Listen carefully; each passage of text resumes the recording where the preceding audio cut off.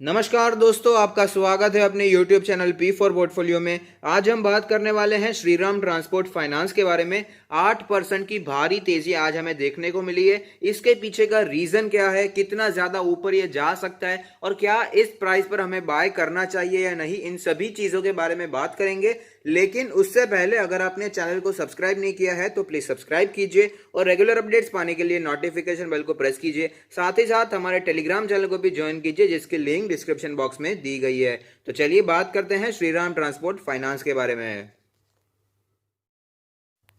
तो आप देख सकते हैं कि श्रीराम ट्रांसपोर्ट का लास्ट ट्रेडेड प्राइस है 757 रुपीज़, जो कि हमें 4.7% ऊपर दिखा है। लेकिन इसका आज का जो हाई बना था वो था 8% ऊपर, यानी कि भारी तेजी इसमें देखने को मिली थी। अगर बात करें इसके 52 वीक लो के बारे में तो वो है 440 रुपीज़, जिससे ये अच्छा खासा अभी ऊपर मूव कर रहा है। लेकिन अपने 52 वीक हाई 1367 से अभी भी नीचे के प्राइस पर ही हमें अवेलेबल है। अगर बात करें टेक्निकल रेटिंग के बारे में तो टेक्निकल रेटिंग इसे बुलिश बता रहे हैं। वैल्यूएशन के बारे में बात करें तो मार्केट कैप है 17,400 के आसपास की।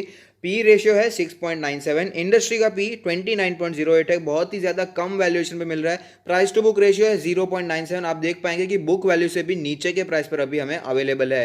डिविडेंड यील्ड जो दिखाई देते हैं वो है 0.65% की, और डिलीवरेबल्स यहाँ पर जो दिखाई दे रहे हैं थोड़े वीक दिखाई देते हैं। 14.01% की हमें डिलीवरी दिखाई दे रही है। अब जान लेते हैं वो न्यूज़ क्या है जिसकी वजह से इतनी भारी हमें तेजी देखने को मिली है। तो आप देख सकते हैं जो न्यूज़ हमें देखने को मिली है वो ये है कि Shriram transport finance sets rights issue price at 570 rupees, और इसी के कारण शेयर में तेज़ी भी देखने को मिली है। काफ़ी दिनों से राइट्स इशू के बारे में चर्चा हो रही थी, लेकिन प्राइस डिसाइड नहीं हुआ था और अब वो डिसाइड हो चुका है, जो कि है 570 रुपीज़ का प्राइस। अगर बात करें कितना कैपिटल रेज करना चाहती है कंपनी, तो इट्स राइट्स इशू के द्वारा कंपनी 1500 करोड़ रेज करना चाहती है। आपको पता ही होगा राइट्स इशू तभी लाया जाता है जब कंपनी को पैसों की ज़रूरत होती है।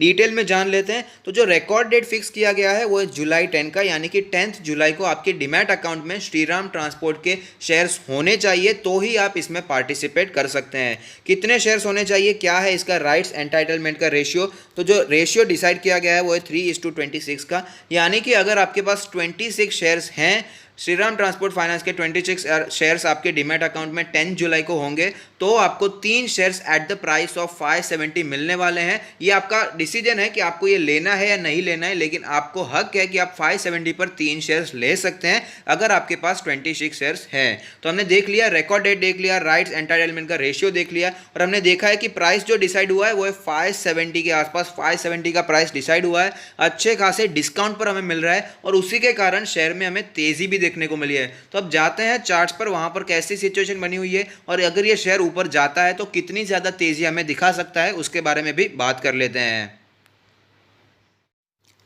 तो आप देख सकते हैं कि हम लोग चार्ट्स पर आ चुके हैं, जहां पर हमें पता चलता है कि मार्केट क्रैश से पहले स्टॉक 1300 के आसपास ट्रेड कर रहा था, लेकिन उसके बाद हमें भयंकर गिरावट देखने को मिली।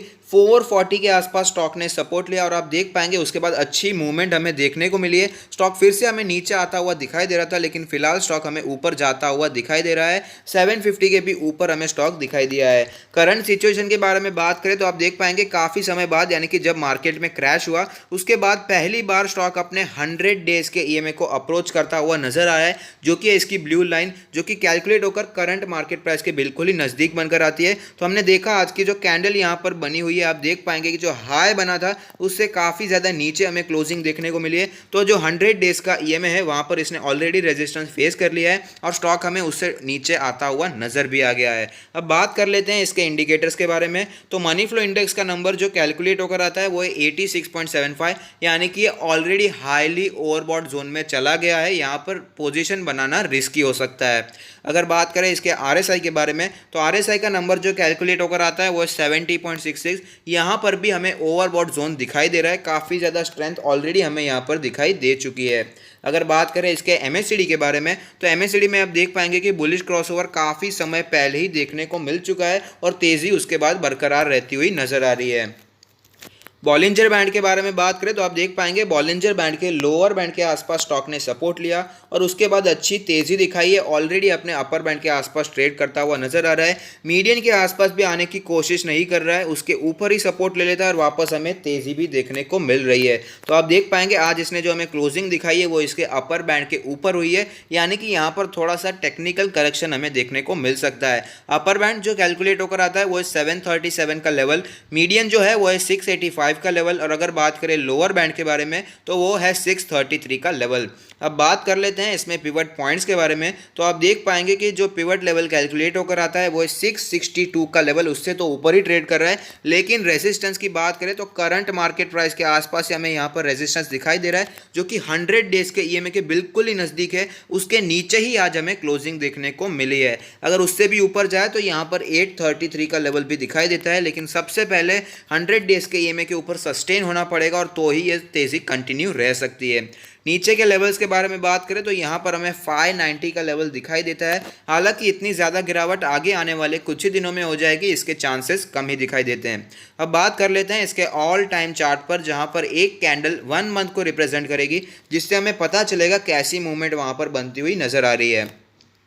तो आप देख पाएंगे स्टॉक ने हमें अच्छे रिटर्न्स बना कर दिए हैं। स्टॉक वैसे तो ऊपर ही जाता है, लेकिन बार बार हमें इसमें डीप करेक्शन भी देखने को मिलते हैं। इसलिए अच्छे समय पर लेना, जब ये गिरा हुआ होता है तभी इसमें पोजीशन बनाना सेफ होता है, तो ही हम इसमें से ज़्यादा रिटर्न्स बना सकते हैं। तो अब चलिए बात कर लेते हैं इसके पोजीशंस के बारे में।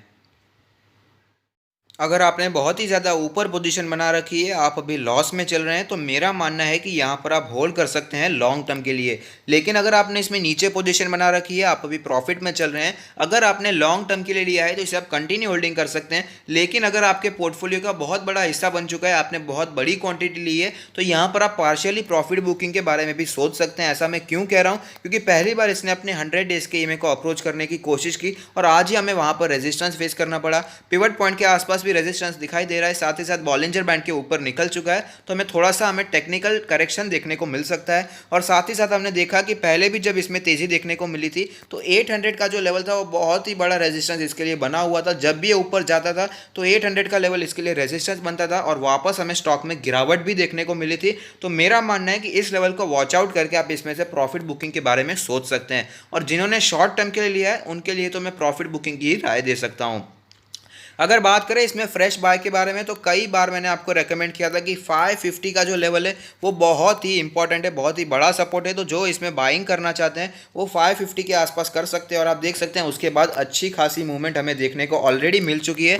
तो इसीलिए मैं करंट मार्केट प्राइस पर आपको यहाँ पर बाइंग करने को रेकमेंड नहीं करूँगा, क्योंकि ऑलरेडी अच्छी तेज़ी देखने को मिल चुकी है और टेक्निकली हमें यहाँ पर थोड़ा सा करेक्शन भी देखने को मिलना चाहिए। तो कौन से लेवल्स पर बाय करना चाहिए उसके बारे में बात कर लेंगे। तो जो लेवल्स एक्टिव इन्वेस्टर और एग्रेसिव इन्वेस्टर के लिए वो है 625 650 के आसपास के लेवल। जो भी स्टॉक यहां पर आता है तो एक्टिव इन्वेस्टर यहां पर बाइंग इनिशिएट कर सकते हैं, क्योंकि हमने देखा है बॉलिंजर बैंड का लोअर बैंड 633 के आसपास बनकर आता है। तो अगर हमें करेक्शन देखने को मिलता है तो इस लेवल पर एक्टिव इन्वेस्टर और एग्रेसिव इन्वेस्टर बाइंग कर सकते हैं। लेकिन अगर आप वेट करना चाहते हैं, अगर आप पेशेंट इन्वेस्टर हैं, तो मेरा मानना है आपको 550 का वेट करना चाहिए। उसी के आसपास स्टॉक ने पहले भी सपोर्ट लिया था, तो यहाँ पर फिर से हमें सपोर्ट की एक्सपेक्टेशन करनी चाहिए। तो जो वेट करना चाहते हैं 550 का वेट कर सकते हैं। और अगर बात करें इसमें राइट्स इशू में अप्लाई करना है या नहीं, तो मेरा मानना है कि अगर आपने पहले से शेयर्स ले रखे हैं तो आप इसमें से इन्वेस्टमेंट में आप इसमें इन्वेस्ट कर सकते हैं, राइट्स इशू में अप्लाई कर सकते हैं। लेकिन सिर्फ और सिर्फ राइट्स इशू में अप्लाई करने के लिए आप इसमें शेयर्स में बाइंग ना कीजिएगा, ऐसी मेरी राय रहेगी। बाकी डिसीजन आपका है। तो अगर आपको ये वीडियो पसंद आया है तो लाइक कीजिए, शेयर कीजिए, कमेंट कीजिए, सब्सक्राइब कीजिए और मुझे मोटिवेट कीजिए। Thank you. Stay happy, happy investing.